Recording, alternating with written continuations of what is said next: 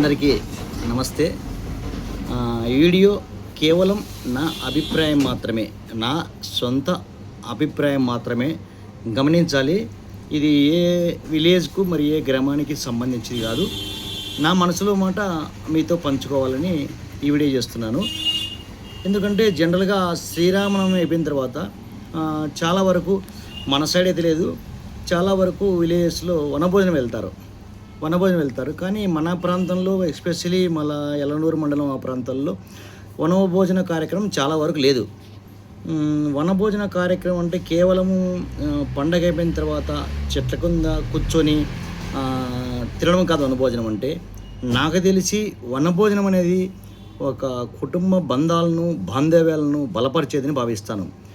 అలాగే ఈ గజిబిజి లైఫ్ స్టైల్లో కనీసం ఒకరోజైనా కుటుంబం అంతా హ్యాపీగా సంతోషంగా మన పొలాల దగ్గర చెట్ల కింద కూర్చొని ఈ యొక్క సంతోషకరమైన జీవితాన్ని గడపడానికి ఇలాంటి వనభోజన కార్యక్రమాలు ఉపయోగపడాలని పూర్వం ఒక పద్ధతి ఇలాంటివన్నీ పెట్టింటారని నా ఆలోచన. అలాగే కుటుంబ బంధాలు ఎలా బలపడతాయంటే ఫర్ ఎగ్జాంపుల్ మాది సంకేపల్లి కుటుంబం. ఇలాంటి కుటుంబ వ్యవస్థలు అంటే ఫర్ ఎగ్జాంపుల్ ఒక గ్రామంలో అన్నదమ్ములు 5-6 మంది ఉంటారు.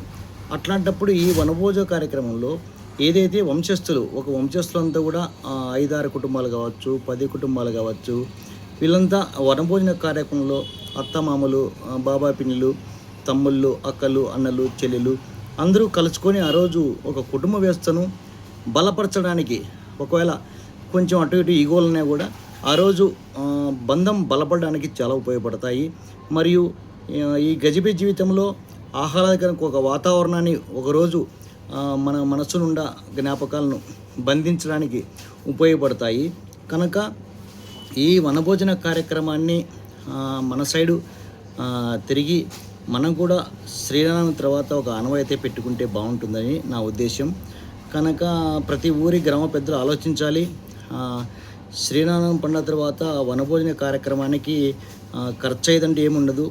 ఎవరు ఇండివిజువల్గా వాళ్ళు సరుకులు తీసుకెళ్తారు. సంతోషంగా రోజు పిండి వంటలు, రకరకాల పాయసాలు చేసుకొని అందరూ హ్యాపీగా చెట్ల కింద ఉయ్యాలు వేసుకొని ఆటపాటలతో సంతోషం గడుపుతారు. దానివలన మనము మరీ చందాలు వేసుకోవాల్సిన అవసరం లేదు. ఎవరింటి ఖర్చు వాళ్ళే భరాయిస్తారు. కాబట్టి గ్రామ పెద్దలు, యువకులు వీళ్ళంతా కూడా విషయాన్ని ఆలోచించి భావితరాలకు గజిబిజి జీవితానికి ఒక ఉపశమనాన్ని సంవత్సరంలో ఒకరోజునే కేటాయించాలని, అది కూడా గ్రామంలో సంపూర్ణంగా వెళ్ళాలి. ఒకరి ఊరిలో ఉండి ఒకరు బయట పోయి ఇలాంటి కాకుండా సంపూర్ణంగా అందరూ మద్దతు తెలిపితే బాగుంటుందని నా ప్రధాన ఉద్దేశం. కనుక ఈ విషయం మీద గ్రామ పెద్దలు, ప్రజలు అందరూ కూడా ఆలోచించాలని ఈ వీడియో ప్రతి ఒక్కరు కూడా అందరికీ షేర్ చేయండి. మరియు మీ గ్రామంలో వెళ్తున్నా లేదా కామెంట్ చేయండి. దీని మీద సలహాలు, సూచనలు ఇవ్వండి. వచ్చే జనరేషన్కు ఒక మంచి ఉద్దేశాన్ని మనం అందిద్దాం.